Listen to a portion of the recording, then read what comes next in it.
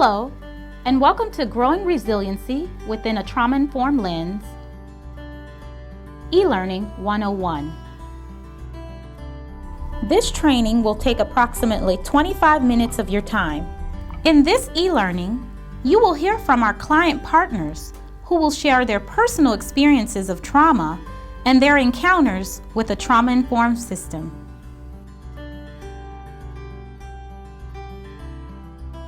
Before we get started, let's review our objectives. By the end of this training, you will be able to describe trauma and resiliency and why they are critical to Live Well San Diego, identify a trauma-informed system of care, recognize the science of resilience and the 3 core building blocks, describe the power of healthy relationships and behaviors that build healing relationships, and identify resources and ways to support healing and resiliency. Let's get started. With Live Well San Diego at the core, there is a clear integration of trauma-informed systems amongst existing efforts, such as the HEART Customer Service Initiative, where a positive approach equals a positive experience, and employees are helpful, display expertise, are attentive, respectful, and timely. Live Well Communities, which addresses inequities, health disparities, and disproportionality. And the Diversity and Inclusion Initiative, which promotes a workplace that embraces diversity and inclusion for our customers and the workplace. All of these support the Live Well San Diego vision of building better health, living safely, and thriving. Being a trauma-informed organization means that we are seeking to balance competence with kindness. County of San Diego cares about trauma because we believe in person-centered service, resilience, and that every San Diego resident deserves to experience the Live Well San Diego vision. Guided by the principles of trauma-informed care developed by the U.S. Department of Health and Human Services, best practices and research, such as the Adverse Childhood Experiences Study, or ACEs study, which outlines the link between trauma and health outcomes, makes us aware of the influence that trauma has on health and well-being. We'll review a short video on ACEs later in the training. So you may ask, what is trauma? It's trauma-informed. I'm familiar with the trauma-informed system, the different types of trauma, from acute, vicarious, chronic, complex. It's actually how me and my family were able to heal. There are many different types of trauma and ways of defining trauma. Individual trauma results from an event, series of events, or set of circumstances that is experienced by an individual as physically or emotionally harmful or life-threatening. What is most important to recognize is that individual experience and perception is key in determining whether or not something is traumatic to a person. We can't assume that our own personal trauma experience is the same for others. Everybody's trauma is different. Like what I deem as trauma and what anybody else deems as trauma is something totally different. Like my experiences of being shot, I've been shot a couple times, and to me, that was my life, so it wasn't as traumatic as it would be to someone else on the outside that would hear that. They would think, whoa, like you've been shot. And for me, it's not as much. So I think trauma-informed is different for each person. Trauma can originate from a variety of events, and everyone responds differently.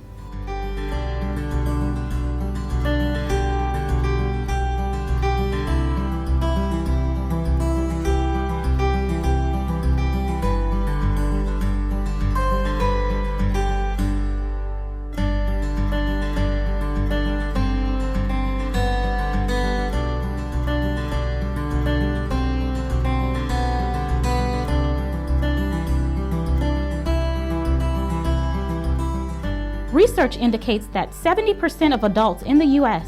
have experienced some type of traumatic event at least once in their lives.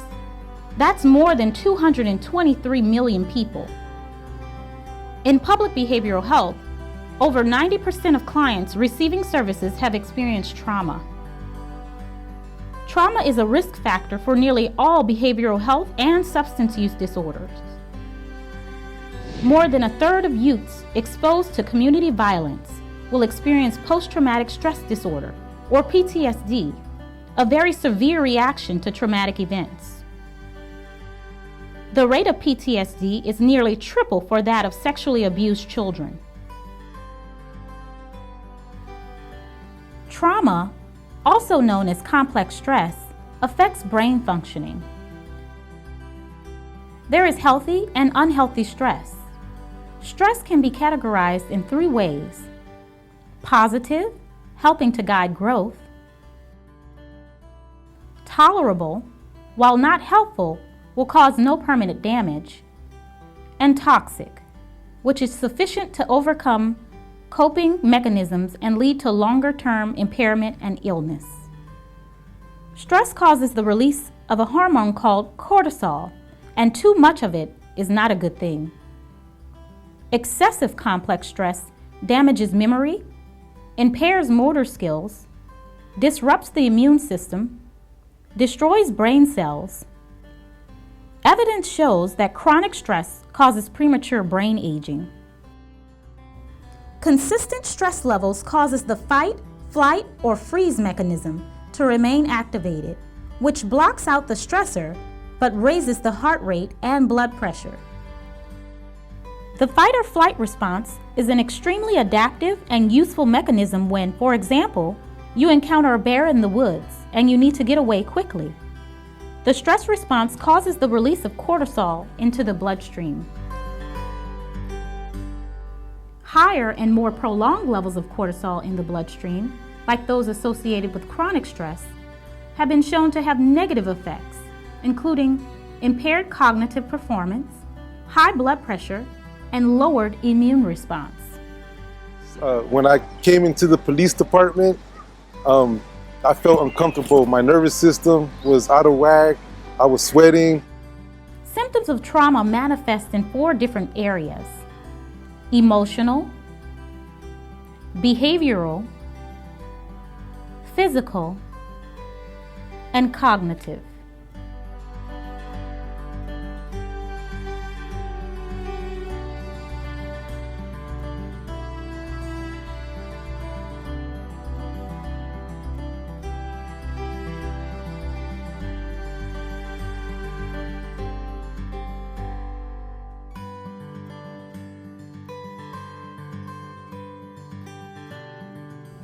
Now that we can recognize some symptoms of trauma,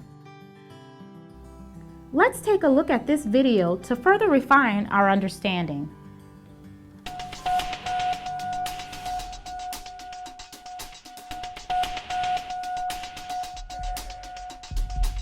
What does your parents' divorce have to do with your risk for heart disease? If your mother had a drinking problem when you were growing up, are you more likely to suffer from depression as an adult? Here's what you should know about ACEs. ACEs stand for Adverse Childhood Experiences, extremely stressful events that can happen to a child growing up. Some experiences are so stressful that they can alter brain development, as well as the immune system, increasing the risk of lifelong health and social problems in adulthood. The term comes from the Adverse Childhood Experiences Study, landmark research that shed new light on the root cause of everything from stroke and liver disease to substance abuse and mental illness. In the late 1990s, an epidemiologist from the Centers for Disease Control and a preventive medicine doctor at Kaiser Permanente set out to understand the association between childhood experience and lifelong health. They asked over 17,000 people in the Kaiser Health Plan in San Diego about their health history, as well as difficult questions about their experiences growing up.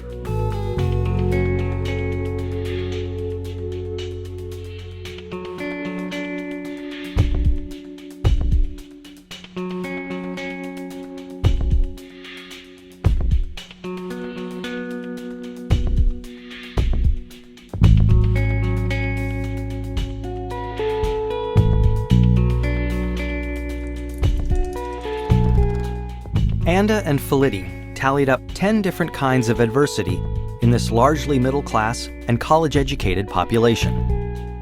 They were stunned to see how common ACEs were. 21% of all respondents were sexually abused as children. 19% grew up with someone who suffered mental illness. 28% had been physically abused. And 2 out of 3 respondents had experienced at least one ACE. The researchers next looked at how someone's ACE score, or the number of adversities they experienced, related to a wide array of serious health and social problems. They saw that the more ACEs someone had, the greater their risk for poor outcomes compared with someone with no ACEs. Someone with an ACE score of 4 had twice the risk of heart disease and cancer. Someone with an ACE score of 5 had an 8 times greater chance of being an alcoholic. And those with an ACE score of 6 or more, on average, died 20 years earlier. With every major problem they looked at in the ACE study, the risk went up for each additional adverse experience in childhood.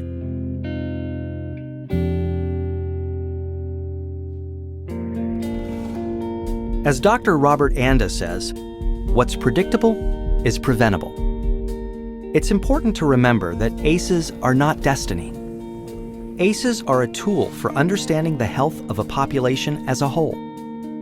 For individuals, an ACE score can be a tool for understanding their own risk for health and social problems, and empower them to make changes for themselves and their children. ACEs tend to get passed down from generation to generation, and are common across all income levels, races, and cultures. But increasingly, people of all different professions and backgrounds are coming together to discuss how ACEs affect their communities. They're finding new ways to treat and prevent ACEs. Many doctors are starting to screen their patients for ACEs as part of their medical history. More schools are becoming trauma-informed, considering the source of problem behavior when disciplining their students, instead of immediately suspending or expelling them. To learn more about interrupting the cycle of adversity and improving health and well-being for the next generation, please visit kpjrfilms.co.